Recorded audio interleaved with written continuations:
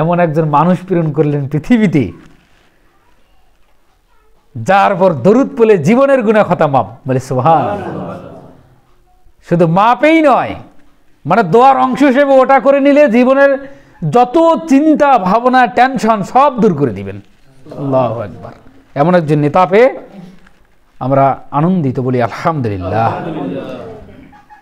আলোচ্য বিষয় ছিল মুক্তিপ্রাপ্ত দল কারা বা মুক্তিপ্রাপ্ত জামাত কারা, মুক্তিপ্রাপ্ত ব্যক্তি কারা। আজকে আলহামদুলিল্লাহ মোটামুটি সবাই আসছেন, মোটামুটি আলহামদুলিল্লাহ সবাই আল্লাহর শুকরিয়া আদায় করি, বলে আলহামদুলিল্লাহ। এই জিহবা সব সময়ের জন্য তাসবিহ তাহলিলের উপরে জয়ী রাখবেন। সদাচরণ সব সময়ের জন্য এই দুই ঠোঁটে লেগে থাকবে মানুষের চরিত্রের মাধ্যমে। লাভ কি? মুহাম্মদ সাল্লাল্লাহু আলাইহি ওয়াসাল্লাম বলছেন, জান্নাতের মেডেলে যে জায়গাটা, এর দায়িত্বভার আমি মুহাম্মদ নিলাম।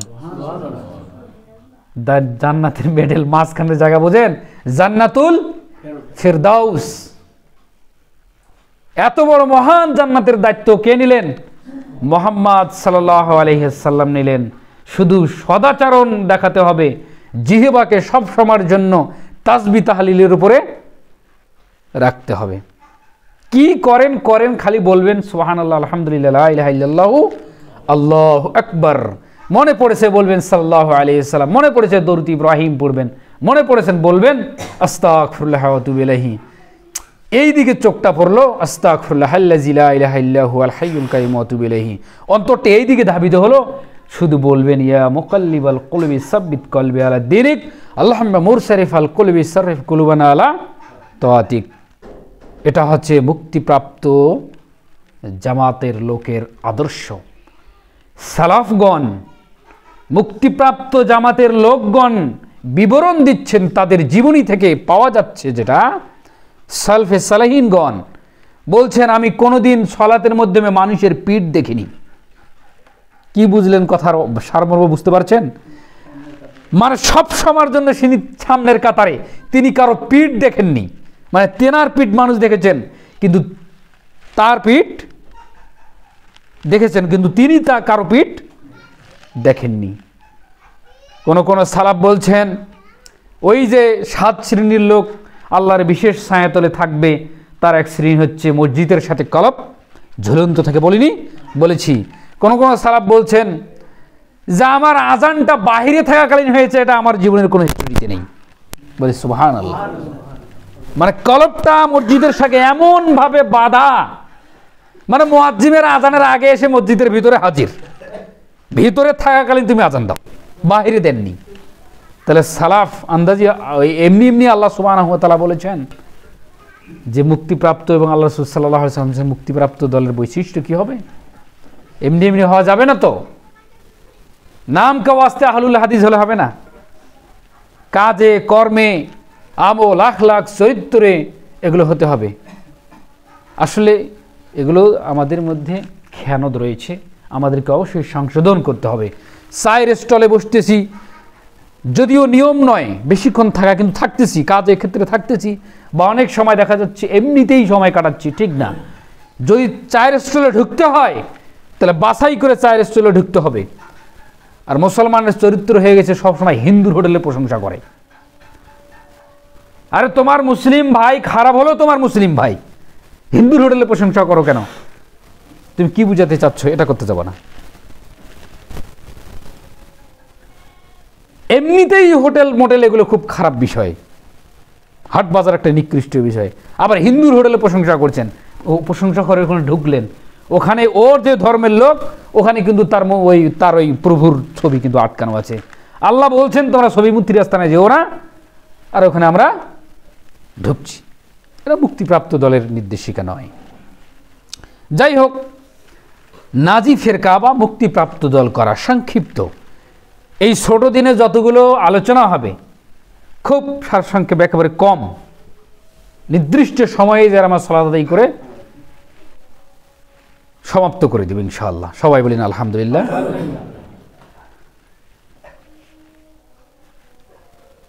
নাজি ফেরকা সম্পর্কে রাসূল সাল্লাল্লাহু আলাইহি সাল্লাম থেকে 3টি বক্তব্য এসেছে, অর্থাৎ মুক্তিপ্রাপ্ত দল বা মুক্তিপ্রাপ্ত জামাত। মুক্তিপ্রাপ্ত বোঝেন তো, মুক্তি পাবে কিয়ামতের দিন। এই ধরনের জামাত বা ব্যক্তির বৈশিষ্ট্য সম্পর্কে মুহাম্মদ সাল্লাল্লাহু আলাইহি সাল্লাম 3টি আলোচনা পাওয়া যায়।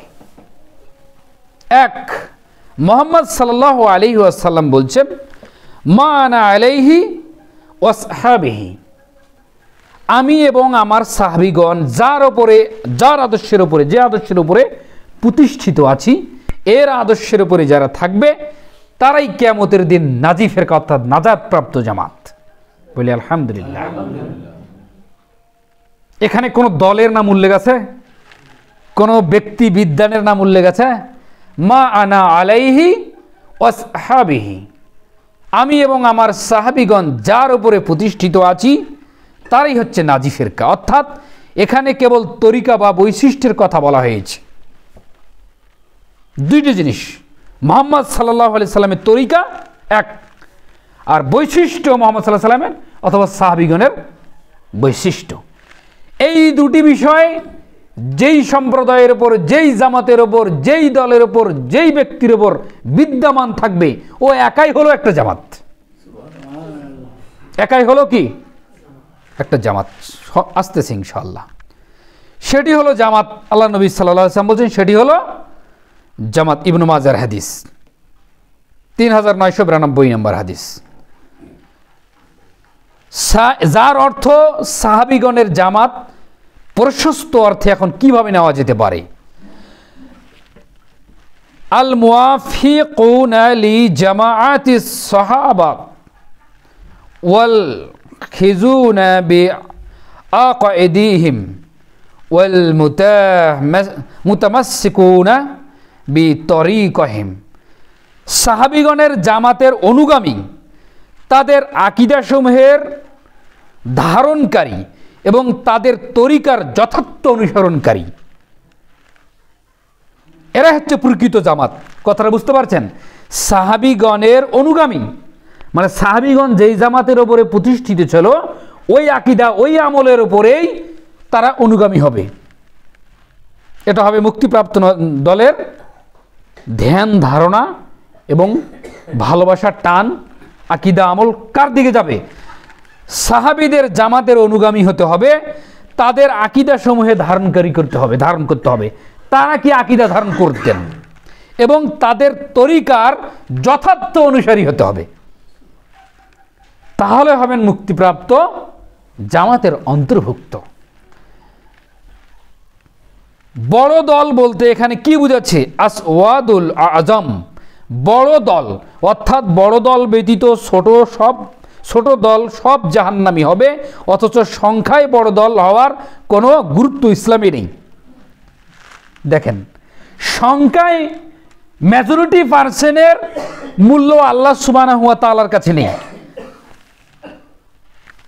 আল্লাহ রাসূল সাল্লাল্লাহু আলাইহি সাল্লামের কাছে মেজরিটি পার্সেন্টের কোনো দাম নেই, শরীয়তে নেই। বলা হচ্ছে যে অর্থাৎ বড় দল ব্যতীত ছোট দল সব জাহান্নামী হবে, এটা কেউ ধারণা করে। শুনে রাখো, অথচ সংখ্যায় বড় দল হওয়ার কোনো গুরুত্ব ইসলামে নেই। কেননা মহান আল্লাহ সুবহানাহু ওয়া তাআলা এখন কি বলছেন? ওয়া ইন তুতি আকসারাহুম মান ফিল আরদ ইউদিল্লুকা আন সাবিলিল্লাহ। অতএব হে মুহাম্মদ, তুমি যদি জনগণের অধিকাংশ লোকের কথা বা রায় সিদ্ধান্ত মেনে নাও, শুনে রাখো হে মুহাম্মদ সাল্লাল্লাহু আলাইহি ওয়াসাল্লাম, যতবার মুহাম্মদ সাল্লাল্লাহু আলাইহি সাল্লাম নাম বলা হবে ততবারই সাল্লাল্লাহু আলাইহি সাল্লাম পড়তে হবে। কৃপণতার পরিচয় দিয়েন না। কিসের পরিচয় দিবেন না বলেন তো? কৃপণতায়। মুহাম্মদ সাল্লাল্লাহু আলাইহি সাল্লামের নাম উল্লেখ হবে আর তার প্রতি আপনি দরুদ পাঠ করবেন না। অর্থ করি ধন সম্পদ কিছুই লাগে না, শুধু জিহ্বার একটু সময় লাগে। এর চেয়ে জমিনের উপরে আর বড় কৃপণ আছে আমার জানা নেই। তা আল্লাহ সুবহানাহু ওয়া তাআলা বলছে ওয়া ইন তুতি আকসারা মান ফিল আরদ ইউদিল্লুকা আন সাবিলিল্লাহ ইয়াত্তাবিউনা ইল্লা যান্না ওয়া ইনহুম ইল্লা ইয়াখরুসুন। হে মোহাম্মদ, তুমি যদি অধিকাংশ লোকের কথা মেনে চলো, মেজরিটি পার্সেন্ট, বেশি সংখ্যক লোকের কথা মেনে চলো, তাহলে ওরা তোমাকে আল্লাহর পথ থেকে বিচ্যুত করে ফেলবে। অধিকাংশ লোকের কি অধিকাংশ লোক হকপন্থী হয়? পাওয়া গেল? কোরআন সাক্ষ্য দিল। সূরা আনআম, মাক্কি সূরা, 116 নম্বর আয়াত। ওয়াইন তুতি আকসারা মান ফিল আরদি ইউদিল্লুকা আন সাবিলিল্লাহ। হে মুহাম্মদ সাল্লাল্লাহু আলাইহি সাল্লাম, আপনি যদি অধিকাংশ লোকের রায় বা রেজাল্ট অনুযায়ী চলাফেরা করেন, তাহলে তোমাকে আল্লাহর পথ থেকে তার দূরে সরে দিবে, বিচ্যুত করে ফেলবে। এটা মুহাম্মদ সাল্লাল্লাহু আলাইহি সাল্লামকে আল্লাহ তাআলা সতর্ক করলেন। আর আমি আর আপনি যদি অধিকাংশ লোকের দিকে যাই, পথভ্রষ্ট তো হবই, আমরা গোমরার ভিতরেই আছি। মুহাম্মদকে ছাড় দিয়েছেন আল্লাহ? ছাড় দেননি। এত লক্ষ লোক, 2 লক্ষ টাকা দামের হুজুর, আর হুজুর বলছে বালাগালুলা বিকামালিহি, হ্যাঁ, ওয়াজাল হক ওয়াজাহাকাল বাতিল ইন্নাল বাতিলা কানা যাহুকা। কোরআন কি জন্য এসেছে? কোরআন মানুষের তৈরি করা কেচ্চা কাহিনী বলার জন্য এসেছে? কোরআন এসেছে হক এবং বাতিলকে ডিভাইডেড করার জন্য, পৃথক করার জন্য, সমাজ গঠনের জন্য কোরআন দিয়ে। কোরআন এসে মানুষকে আদর্শ পরিবর্তন করার জন্য। এই কারণে কোরআন এসেছে। কোরআন কি এই কারণে এসেছে যে সুরতাল লাগিয়ে মানুষকে মজমজমে কয়েক লক্ষ লোক জমা করতে হবে, আল্লাহর নামে মিথ্যা প্রচার করতে হবে, রসুলের নামে মিথ্যা বর্ণনা দিতে হবে, দিয়ে মানুষকে মন জোগাতে হবে? এই জন্য এসেছে? অথচ কিয়ামতের দিন আল্লাহ সুবহানাহু ওয়া তাআলা এই নামধারী আলেম ওলামাদেরকে দিয়েই জাহান্নাম উদ্বোধন করবেন। বিশ্বনবী সাল্লাল্লাহু আলাইহি ওয়াসাল্লাম বলছেন, 3 শ্রেণীর মানুষ দিয়ে জাহান্নাম উদ্বোধন হবে। তার এক শ্রেণী হচ্ছে ওই সব আলেম ওলামা যারা আল্লাহ এবং তার রাসূলের উপর মিথ্যা আরোপ করে দিন প্রচার করে বা দিনের কথা অসরঙ্গ করে বেড়ায়। যা রয়েছে আল্লাহর ওহীপ্রাপ্ত কথার ভিতরে এতটুকু বলেন, এতটুকুর ভিতরেই সব লুকায়িত আছে। অধিকাংশ লোকের কথা 5 পয়সা আল্লাহ সুবহানাহু ওয়া তাআলা দাম দেননি, মুহাম্মদ সাল্লাল্লাহু আলাইহি সাল্লাম দাম দেননি। কথা বুঝতে পারছেন? সেই কারণে সাহাবায়ে কেরাম জিজ্ঞেস করলেন, মানিসওয়াত আল আযামু ইয়া রাসূলুল্লাহ, বড় দল কোনটি হে আল্লাহর রাসূল? জিজ্ঞাসা করলেন সাহাবীগণ যে হে আল্লাহর রাসূল বড় দল কোনটি? জবাবে তিনি বলেন, মান কানা আলা মা আনা আলাইহি ওয়া আসহাবিহি। এটা 2 নম্বর পয়েন্ট। 3টা বলে শুরুতে বলেছিলাম না, তার 2 নম্বর। যখন জিজ্ঞাসা করা হলো আল্লাহ রাসূল সাল্লাল্লাহু আলাইহি ওয়াসাল্লাম, তাহলে বড় দল কোনটি? আল্লাহর নবী বলছে, মান কানা আলা মা আনা আলাইহি ওয়া আসহাবিহি। তখন বলছেন, যে ব্যক্তি আমি ও আমার সাহাবীগণ যার উপরে, যে আদর্শের উপরে আছি তার উপরে থাকবে, সেটি হলো সবচেয়ে বড় দল। আলহামদুলিল্লাহ। এখন এই আদর্শের উপরে যদি গোটা পৃথিবী থাকে, গোটা পৃথিবী বড় দল। গোটা পৃথিবীর মতো যদি একজন থাকে আফ্রিকার ভূখণ্ডে, ও বড় দল। কোনো সমস্যা? এইভাবে ধারণ করতে হবে আকীদা আমল, এইভাবে বিশ্বাস করতে হবে মুহাম্মদ সাল্লাল্লাহু আলাইহি ওয়াসাল্লাম আদর্শের উপরে যিনি আছেন তিনি বড় দল। হোক না সে 3 জনে, হোক না সে 2 জন, হোক না 1 জন, হোক না 5 জন, হোক না 5 কোটি 5 মিলিয়ন, তাতে কি যায় আসে? আল্লাহর দয়ার তো অভাব নেই, আছে? আরে জাহান্নাম পূর্ণ হয়ে যাবে, পূর্ণ না, জাহান্নাম পূর্ণ হবে না, জাহান্নাম পূর্ণ হবে না, কিন্তু বাইয়া শেষ। জাহান্নামের জিনিস যাদেরকে দেওয়া হবে তারা শেষ। মানে জাহান্নামে দেওয়ারও বস্তু শেষ, জান্নাতে দেওয়ারও শেষ, কিন্তু জাহান্নাম পূর্ণ হয়নি। হালমিম মাজিদ, জাহান্নাম বলবে আর কি কিছু আছে আল্লাহ? আর কি কিছু আছে? না, নেই। তখন আল্লাহ সুবহানাহু ওয়া তাআলার মহান আল্লাহ সুবহানাহু ওয়া তাআলা তার রহমতের বাঁ জাহান্নামের মুখে দিবেন। জাহান্নামের মুখ আটোসাটো হয়ে বলবে, কত কত, যথেষ্ট যথেষ্ট। আল্লাহ তার ওয়াদা পূরণ করছে। তো সারা পৃথিবী যদি জাহান্নামে চলে যায়, যেতে পারে, আর সারা পৃথিবী যদি জান্নাতে চলে যায়, তাহলে জাহান্নাম আল্লাহ ভরাবেন। এত অভরসা কিসের?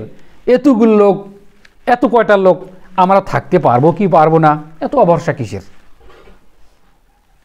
অভরসার কোনো কারণ নাই। আল্লাহ তার ওয়াদা পূরণ করেন আল্লাহর মতো করে। কিন্তু আপনি আল্লাহর ওয়াদা এবং রসুলের ওয়াদা পূর্ণ করেন।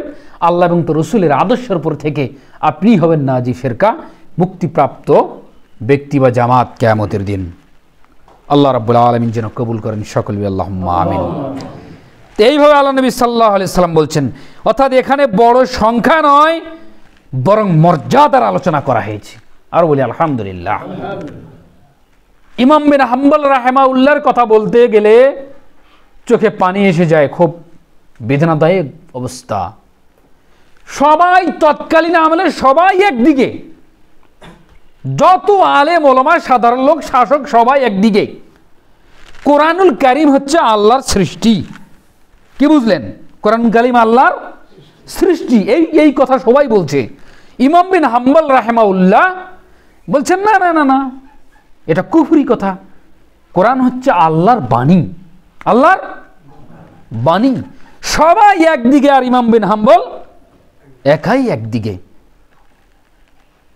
কত নির্যাতন, কত চাবুকের বাড়ি, কতই ঘোড়ার পিছনে বেঁধে মায়ের চলে গেল দুনিয়া থেকে, কিন্তু সত্য প্রতিষ্ঠিত হয়ে গেল। 10 লক্ষ হাদিসের হাফেজ হচ্ছেন ইমাম বিন হাম্বল রাহিমাহুল্লাহ। পরে জাতি বুঝতে পারল কোরআনুল কারীম আল্লাহর বাণী, এ কথাই চূড়ান্ত। হক একটু দেরিতে হলো প্রমাণ হয়। সবাই মুতাবিবাহকে জায়েজ করে দিল। আরে পেটুয়া মৌলবীরাও দিল, হুজুররাও দিল, বেদাতিরা। মুতাবিবাহ বোঝেন? বোঝেন কেউ মুতাবিবাহ? না বুঝলে বলেন। বোঝেন না? মুতাবিবাহ ওই বিবাহকে বলা হয় চুক্তিপত্রের মাধ্যমে। এখান থেকে ঢাকা গিয়েছেন, আমেরিকা গিয়েছেন, সিঙ্গাপুর গিয়েছেন, বিভিন্ন দেশে গিয়েছেন, বিভিন্ন সফরে গিয়েছেন, থাকবেন 3 মাস 4 মাস। ওখানে 3 মাসে আপনার 3 লক্ষ টাকা বাজেট, মেয়ের সঙ্গে চুক্তিপত্র। বিবাহ হয়ে গেল, 3 মাস থাকলেন, টাকা শেষ, স্ত্রী শেষ। এই কাজে আবার সই করছে বেদাতি হুজুররা তৎকালীন আমলে, ইমাম মালিক রাহিমাহুল্লাহর আমলে। ইমাম মালিক বলছেন, আরে এটা তো জেনা, এটাকে মুতাবিবাহ। এটা শিয়াদের মধ্যে এখনো চালু আছে। কথা বুঝতে পারেননি? শিয়াদের মধ্যে এখনো, ইরাকে যাবেন, আফগানিস্তান যাবেন, এখনো চালু আছে। এই তথ্যটা হয়তো জানেনি না অনেকে। ইমাম মালিক বলছে এটা জেনা। বলছি ইমাম মালিক যতক্ষণ পর্যন্ত সরকারি খাতায় সিঙ্গাচার মারবেন না, ততক্ষণ পর্যন্ত এটা কেউ জায়েজ করতে পারবেন না। তাহলে হকের উপরে থাকা কত মর্যাদা! সংখ্যায় নাই, মর্যাদায় বেশি। বলছে আমরা যতই সিঙ্গাচার মারি, সই মারি না কেন, ইমাম মালিক না মারা পর্যন্ত ওটা বৈধ হবে না। ইমাম মালিককে মারতে মারতে মারতে মারতে 2 হাত ফেলে দিয়েছিল। তো বলছে না জেনা, তো জেনা। রাসূল সাল্লাল্লাহু আলাইহি সাল্লাম বলছেন জেনা, ইমাম মালিক বলছে জেনা। মুতাবিবাহ হারাম, চিরদিনই হারাম। এখনো ঢাকা শহরের বুকে হয়। নিজের এই চামড়া চক্ষু দিয়ে দেখে এসেছি। কথা বুঝতে পারছেন? কন্ট্রাক্ট বিয়া, যাহাকে বলে কি কন্ট্রাক্ট বিয়া। 6 মাসের জন্য স্ত্রী গ্রহণ, 6 লক্ষ টাকা, ধরুন 12 লক্ষ টাকা। 6 মাস শেষ, তারিখ শেষ, মেয়ে তার গতিতে চলে গেল টাকা নিয়ে। তা পতিতালা হয়ে যায়, 500 টাকা দিয়ে মিলন করলেন, ওটা হারাম হলো। আর এখানে 6 লক্ষ টাকা দিয়ে 6 মাস থাকলেন, এটা হালাল হলো? এটা কি তামাশা? দিন কি তামাশার জন্য এসেছে নাকি? এই ঘটনা হচ্ছে শিয়াদের ভিতরে। এই আকীদা, এই আমল তারা পোষণ করে। এই কথা কেন বললাম? যে নাজি ফেরকারা কোরআন এবং সুন্নাহর উপরে নির্ভীকভাবে থাকবে, কখনো অপব্যাখ্যা করবে না। দুনিয়ার লোভে কখনো তারা কোরআন হাদিস বিক্রি করে চলবে না, বিক্রি করবে না, বিকৃতও করবে না। এটা হচ্ছে নাজি ফেরকার বৈশিষ্ট্য। এরপরে মুহাম্মদ সাল্লাল্লাহু আলাইহি সাল্লাম বলছেন, বস্তুত আমার বান্দাদের, আল্লাহ বলছেন কলিলুম ইবাদিয়াশ শাকুর, বস্তুত আমার বান্দাদের মধ্যে কৃতজ্ঞ ব্যক্তি বা শুকরগুজার ব্যক্তি কম সংখ্যক লোক। সূরা সাবা, মাক্কি সূরা, 13 নম্বর আয়াত।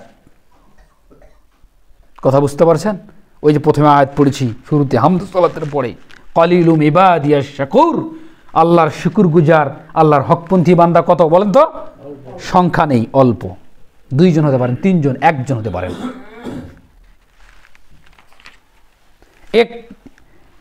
আর তা হলো যে দল রাসূল সাল্লাল্লাহু আলাইহি ওয়াসাল্লাম ও সাহাবা ইকরামের আকীদা ও আমলের এবং তাদের গৃহীত তরিকা ও রীতি পদ্ধতির অনুসারী হবে, সেই হলো ফেরকায়ে নাজি, মুক্তিপ্রাপ্ত জামাত বা দল। বলি আলহামদুলিল্লাহ। এখন আমি দ্রুত গতিতে আগাই। এই হাদিসগুলোর ব্যাখ্যায় ইমামগণ কি বলছেন, এখন আসি এদের পরিচয় কি। এদের তো নাম রয়েছে, পরবর্তীতে এরা কি হলো, এদের বৈশিষ্ট্য কেমন, এদের নাম ধারণটা কি হলো। এখন বিদ্বানগণের মত কি?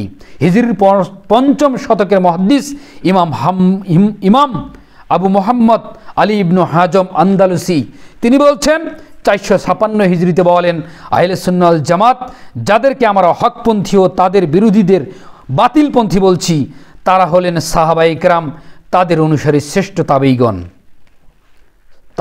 সাহাবীগণের সাক্ষাৎ, তারা তাদেরকে অনুসরণ করেছেন, তাবেঈগণ। তারপরে বলছেন আহলে হাদিসগণ, তারপরে বলছেন ফকিগণ, হাদিসের যারা ফকি তাদেরগণ মধ্যে যারা আছেন তাদের অনুসারী হয়েছেন যুগে যুগে আজকের দিন পর্যন্ত, এখন পর্যন্ত ওই সকল জনসাধারণ যারা তাদের অনুসারী হয়েছে।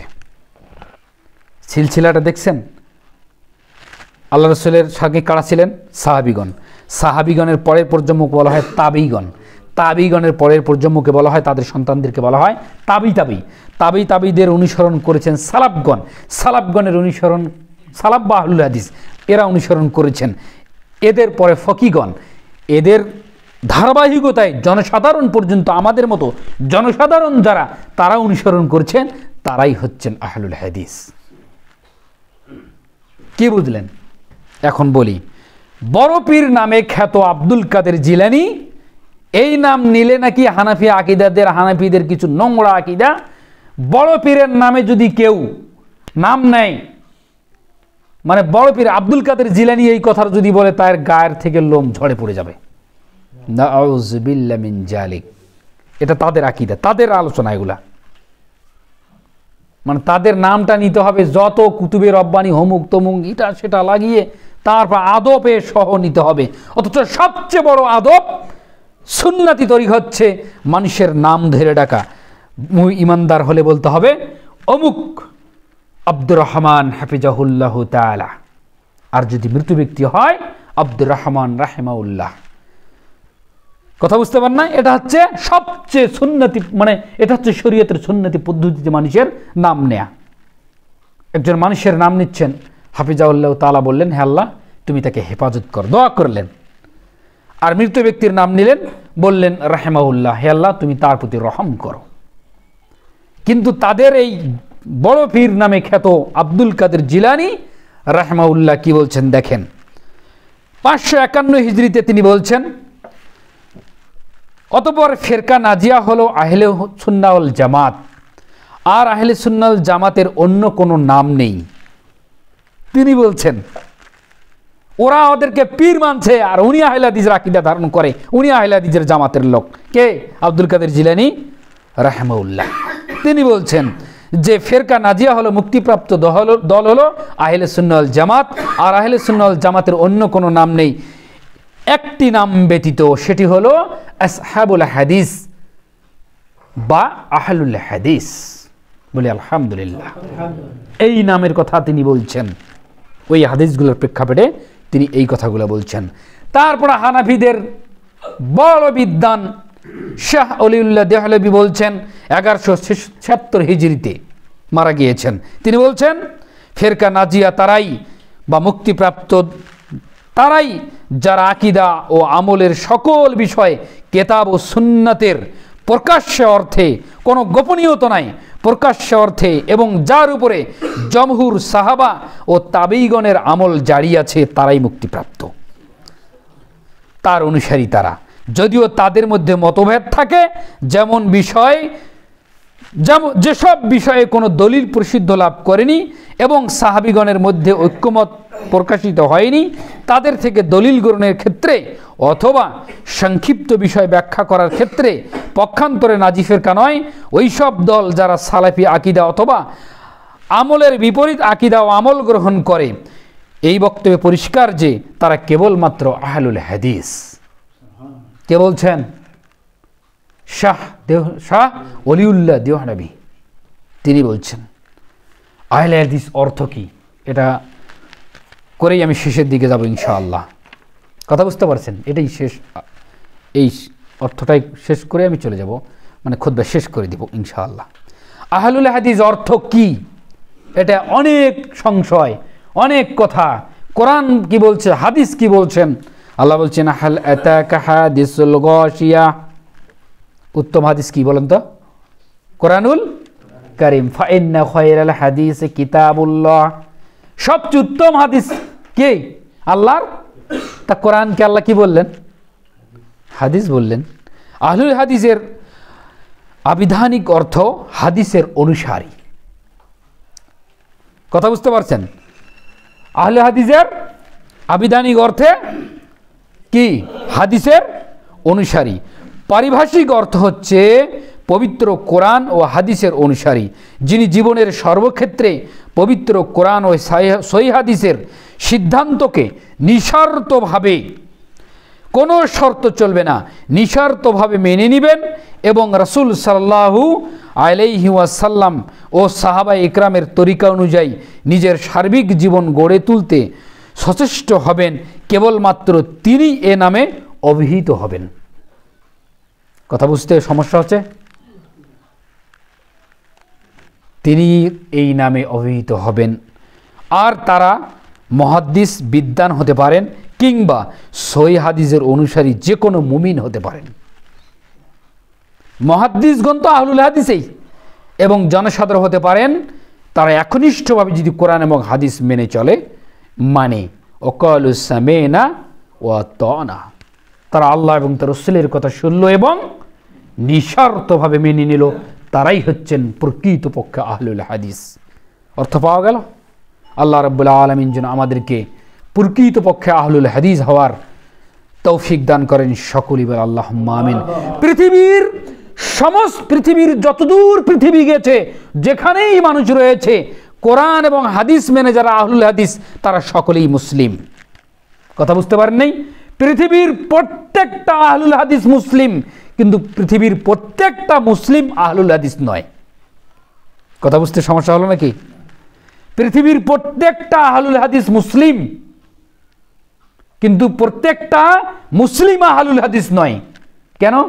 আহলে হানাফ, আহলে সরমনাই, আহলে সুফি, আহলে বেরলভি, আহলে জাহমিয়া, হ্যাঁ আছে না, তরিকা আছে না? মানে মুসলিম নাম দিয়ে ফেরকার নাম আছে, কিন্তু কোরআন হাদিসের বৈশিষ্ট্য একমাত্র আহলুল হাদিসদের মধ্যে বিদ্যমান। এই জন্য আহলুল হাদিসরা প্রকৃত মুসলিম, কিন্তু মুসলিম না প্রকৃত আহলুল হাদিস নয়। আল্লাহ রাব্বুল আলামিন যেন আমাদেরকে প্রকৃত আহলুল হাদিস, প্রকৃত মুসলিম হয়ে জীবন যাপন করার তৌফিক দান করেন। সকলে আল্লাহুম্মা।